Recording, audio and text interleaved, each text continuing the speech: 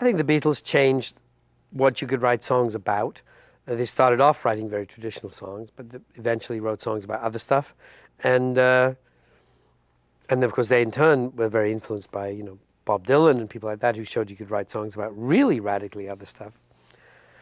I just think they just had brilliant musical ideas. They changed the way you could arrange pop records. They changed the way bands could play amongst themselves. They changed the nature of drum parts, of bass parts. They individually and collectively changed the way music could be recorded, and they did away with a lot of the existing templates and cliches that were used. Any attempt to understand England at any period, even now, an understanding of the class structure is essential because it's still there, and it was there strongly in the 60s.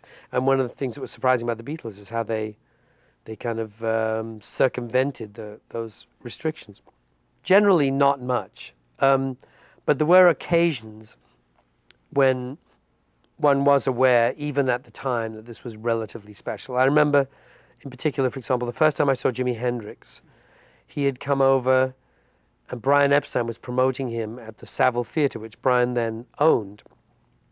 And Hendrix had played, I think, a club or something before, but this was like the big premiere show of the Hendrix Experience that Chaz had then put together.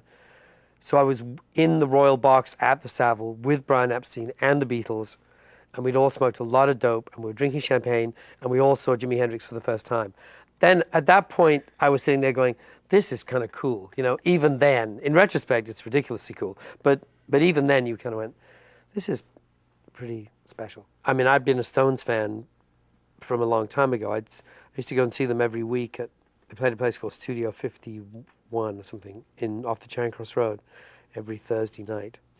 I used to go and see them there. And then I also, and I'm trying to remember which happened first, Paul and I went to see them somewhere when they were playing the Scene Club.